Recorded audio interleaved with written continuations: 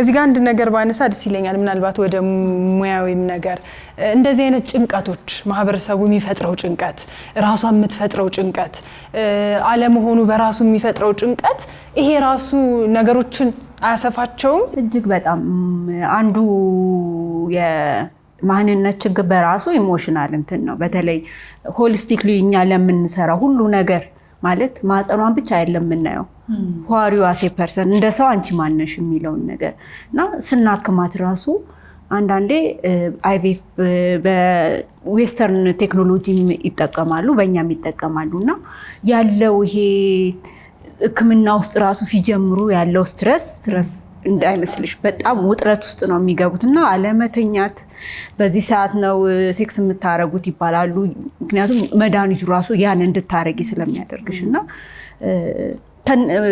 ለኛ ታካሚዎቻችን ሲመጡ ስፔሻሊ መጀመሪያ ጊዜ ከአንድ ሰዓት በላይ የምናወራው ህይወታቸው ናሬስ ያደርጉልን ሲተርኩልን ነውና ሁሌ የምንለው እንቁላል ሊለቁ የሚችሉት ሰውነታቸው ሲረጋጋ ነው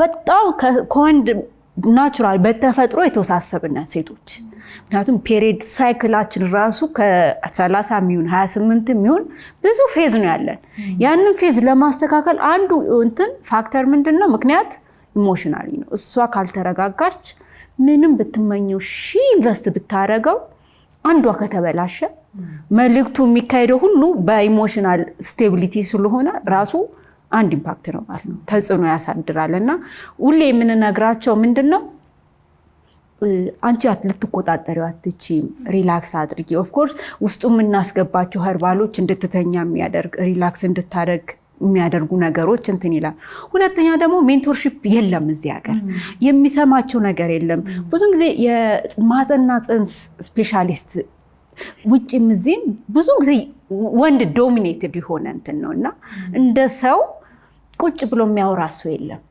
አትሊስት ቁጭ ብለሽ ጆሮሽን ሰጠሽ ዳምፕ ስታረገው ያላትን ጭንቀት ሁሉ እንት ስትይ የሚሰማት ረፍት እንዳይመስልሽ ከህክምናው በላይ እንዲህ ምሰሚያት ጆሮ ሰተሽ ምሰሚያት ነገር ምክንያቱም መጀመሪያ ነገር ችግሩ የኔ ብቻ በቃ በዚህ ዓለም እኔ ብቻ ነኝ የተቸገርኩት ብላ የምታስብ ሴት ነው አንቺ ጋር የምትመጣው እና ብዙ ኤግዛምፕል መስጠት አለብሽ ኖርማል ነው ለካ የሚለውን ነገር አልጎደልኩም ባለመውለዴ የሚለውን ነገር ኢምፓወር ማድረግ አለብሽ ብዙ ነገር እሷን ለማረጋጋት ማለት ነው ያ በራሱ ሴት ላይ ያደርጋታል ሁለተኛ ደግሞ ናቹራላይዝድ የሆነ ነገሮች ነው እኛ የምንሰራውና ሲመጡ በተቻለ መጠን ሪላክስ እስፓ እንደገቡ አይነት ስሜት እንዲሰማቸው አድርገን ነው እንትን የምንለው አለበዛ እዚህ ጋር ብቻ ስታተኩሪ እነሱ ምንድነው የሚያስቡት ስትረሱ በራሱ ህይወታቸው ሁሉ አራውንድ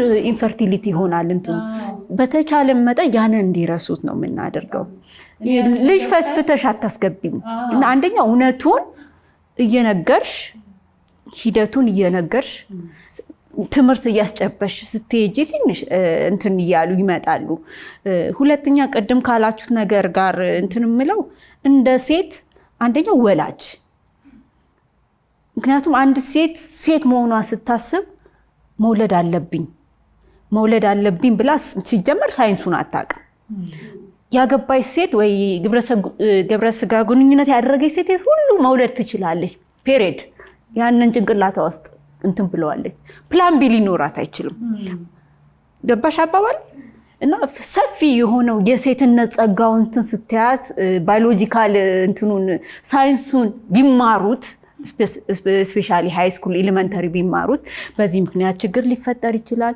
በእንደዚህ አይነት ህክምና እንደዚህ ብለው ሬድነስ አንድ ኤክስፔክቴሽን የሚባል ነገር አለ ምንም ነገር ባልተዘጋጀሽበት ነገር እንደ ዱብዳ ነው የሚወርድብሽ ምክንያቱም ያረገዘች ያገባች ሴት ተወልዳለች የሚል ሜንታሊቲ ያዘች ልጅ እንዴት ነው ልትቀበል የምትችለው ባታረግጂ ባትወልጂ ኖርማል ነው የሚል ነገር ያልተነገራት ሴት እንዴት ነው ኖርማል የሚመስላል ለሷ ገባሽ አባባል እና አንዴን ምሉነት ማለት ለሷ መውለድ ነው ብላ ዲፋይን ያደረገች ስለዚህ መጀመሪያ ከማግባቷ በፊት ነው ይሄን ነገር ቁጭ ብላ ወይ ከራሷ ጋር ብዙ ጊዜ ራሳችን ሳናቅ ነው ትዳር ውስጥ የምንገባው ችግሩ እሱ ነው ዲፋይን አድርገን ጨርሰን ነው የምንገባው።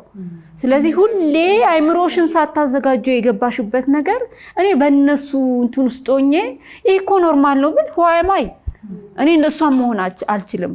እና ያንን ብዙ ጊዜ የገነባችሁን እንትን ዲፊኒሽን እኔ በአንድ ቀን ልሰርዘው አልችልም። እኔ አንድ እንትን ሳይ ምን አየሁ መሰለሽ ከማንነት እኩል ትሪትመንቱ ይሄ በተለይ በዌስተርን የሚሰጠው መሰለኝ በጣም ስትረስፉል ነው። ምክንያቱም ይሄ ሁሉ አንደኛ በጣም ብዙ ገንዘብ ነው የሚፈጀውና ይሄን ሁሉ አድርጌ ባይሆንስ ይሄ ሁሉ ግን የሚደረገው እኮ እኔ ስላልቻልኩ ነው፣ በዚህ ሁሉ እርዳታ ነው እኔ እንደዚህ እየተረዳሁ ነው፣ እንደዚህ መሆኑ ላይሰራ ይችላል የሚለው ጭንቀት ከፍተኛው ነው። ሌላው እዛ ላይ ያየሁት ክፍተት ምንድነው ማለት እንደ ክፍተት ብለው ያስቀመጡት ማህፀን አካባቢ አተኩረው ሲሰሩ እዚህ ጋር ያለውን ፓርቲ ይረሱታል። ከፍተኛውን ጫና የሚፈጥረውና ይሄን ማህፀን አካባቢ ያለውን ነገር እንዲወድቅ የሚያደርገው ትሪትመንቱም እንዳለ ፌል እንዲያደርግ እንዲወድቅ የሚያደርገው እዚህ ላይ ባለ መሰራቱ ነውና ጭንቀት በመጀመሪያ ደረጃ ሆርሞናችንን ያዛባል። ይሄ ሁሉ ነገር ደግሞ ከሆርሞን ጋር የተያያዘ ነገር ነውና እዚህ ጋር የማንሰራው ነገር ነው። ቢሆን ይሆነ በምንችለው ሁሉ ቅድም ሁላችንም እንደተስማማንበት ሰዎች መውለድ ይፈልጋሉ። ኦፍ ኮርስ ከፈለጉ ጥሩ ነው፣ ይውለዱ። ልጆቻቸውን መሳም ዘራቸውን መተካት ጥሩ ነገር ነው። ካልሆነ ግን ብለን የምናስባቸው ነገሮች መኖር አለባቸው። ኦፕሽኖች መኖር አለባቸው። የላይፍ የሴቶች የህይወት ግብ ይሄ ብቻ ነው።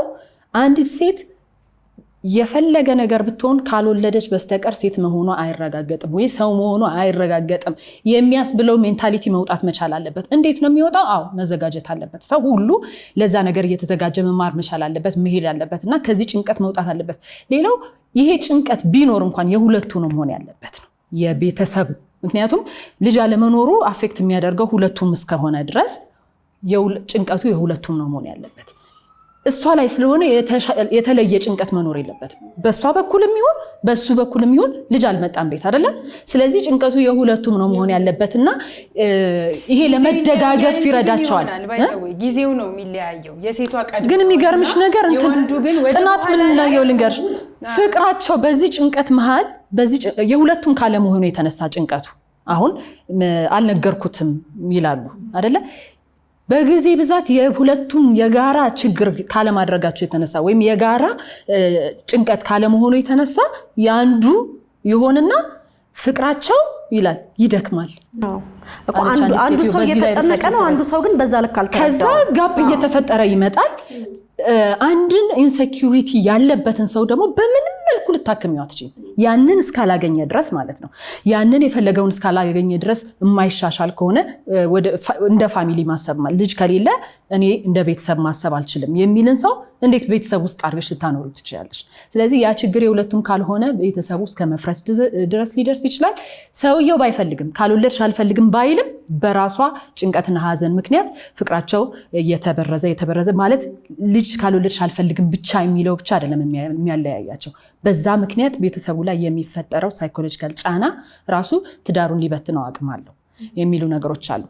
ሕክምናው ትዕግስት ይጠይቃል፣ ገንዘብም ይጠይቃል። ብዙ ቦታ ውድ ነው፣ እኛም ሀገር ውድ ነው። በተለይ በግል ደረጃ ያለው ውድ ነውና ብዙ ውጣ ውረዶች አሉት።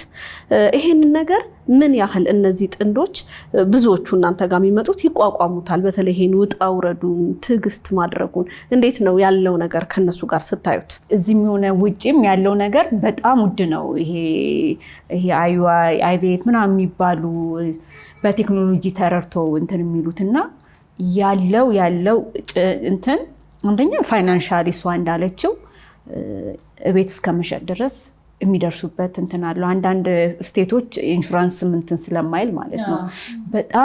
በጣም ውድ ነው። ሁለተኛ ነገር ደግሞ ግቡ ከተፈጥሮ ጋር ነው። ተፈጥሮ ከት ነው የሚያደርገው ሙሉ ለሙሉ እና እያንዳንዱ ጥቃቅን ነገር በድራግ ነው ማኒፑሌትድ የሚደረገው። ያ ደግሞ ናቹራል አይደለም። ብዙ ኢንቬሲቭ የሆኑ ገላሽ አለ እና እያንዳንዷ ነገር ታይምሊ ነው እንትን የምትለው። በየቀኑ የእርሽ ወይ ደግሞ ራስሽ ሞጋት ያለብሽ ነገር አለ። ሄደሽ ቼክ መደረግ አለብሽ። በጣም እንትን የሚያስጠላው ነገር ደግሞ ወሲብ የሚባለው ነገር ደስታ ነው አይደለም? ደስታ መሆኑ ይጠፋና ስራ ይሆንባቸው በትዕዛዝ ይሆን ኢንጆይ ማድረግ እና ጣዕሙ እየጠፋባቸው ይመጣል። እና አንደኛው እዛ የምንሰራው ምንድነው በተለያዩ ሁኔታዎች የምንረዳበት ነገር አለ። እንዳልኩሽ እኛ ብዙን ጊዜ ቴራፒ የመስማት እንትኑም አለ የሕክምናችን እና ብዙን ጊዜ ውጥረታቸውን የሚያራግፉት እኛ ጋር ነው። እነዛ በጣም እንደ እያንዳንዳቸው እንዳልኩሽ የማንነት ችግር ብዙ ነው እንትኑ ምክንያቱ እንደ ችግሩ የሚሰጣቸው መድኃኒት ሁሉ ላይመቻቸው ይችላል። ከመድኃኒቱ በላይ ከሕክምናው በላይ መድኃኒቱ የራሱ የጎንዮሽ ይዞ የሚመጣው ነገር አለና ለሱም እንትን ስንል የምንሰጣቸው ሳይድ ኢፌክቱን እንትን ለማለት ለመቀነስ ሰክሰስ ሬቱን ለመጨመር የምንሰጣቸው ነገሮች አሉ። ግን ይሄ ሁሉ ግን ብር ይፈልጋል። ውጪ የኛም ሕክምና ኢኳሊ በጣም ውድ ነው እና ያ በእነሱ ቤተሰብ ውስጥ ትልቅ ጫና ይመጣል። ኢቨን ፍቅር የሚባለው ነገር እየላላ ትዳር ልጅ መውለድ ስራ ይሆናል እንትኑ እና ኮኔክሽናቸው ቦንዳቸው እየቀነሰ ይመጣል። አንቺ ጋር ከሚመጡ ታካሚዎች ጋር እንደው የታዘብሽው ሴቶቹ ላይ ከማህበራዊም ከልጅ ከመፈለጉም ከምኑም ሌላ አሁን እንደዚህ ለምሳሌ አሁን ምንድነው ሻወር ቤቢ ሻወር የሚባል ነገር አለ። እንደገና ከወለዱ በኋላም እንደዚህ አይነት አሁን በጣም ፋንሲ የሆኑ ነገሮች በጣም የሚያጓጉ ነገሮች ተለምደዋልና እንደነዚህ አይነት ነገሮችስ የሚፈጥሩባቸው ጫናዎች። ሌላው ደግሞ በመሀከላችን አንዷ ስታወራ ምን ሰማሁኝ በጣም ኢንሴንሲቲቭ ከመሆናቸው የተነሳ ማለት ነው። ወይም በቃ ስለ አንዷ አትወልድም ግሩፕ ውስጥ ሁሉም ወልደዋል፣ አንዷ ግን መውለድ አልቻለችም እና ምን ይሏታል አንዳንዴ ስለ ልጅ ሲወራ በሷ ፊት አያወሩ። ይሄም የባሰው ነው። ምንም በቃ ስለ ልጅ አይመለከትሽ ነው ወይም ስለ ልጅ ካወራ አንተ ጎጃለሽ ነው ስቲል ይሄም እየነገሯት ነው። ሌላዎቹ ደግሞ ምንድነው አንዳንዴ እኔንም ልጅ መዋስ ትችያለሽ እንደ ቀልድ ተነግሮ አይነት ነገር እንደዚህ ሚሉም አሉና እንደዚህ ደረጃ ድረስ በግሩፕ ውስጥ በኛ ማህበረሰብ ውስጥ አለ። በግሩፕ ውስጥ በጓደኛሞች መሃል እንደዚህ አይነት ችግር ያለባቸውን ሰዎች እንዴት አድርገን ነው መቅረብ ያለብን? እንዴት ነው ኢንሴንሲቲቭ የምንኖርባቸው መንገዶች አሉ። አንዳንድ ጊዜ በቃ የሆነ የማይሰማን ወይም ደግሞ የተሰማንንስ ነገር እንዴት ነው የምንገልጽላቸው? ግንኙነታችን እንዴት ነው መሆን ያለበት?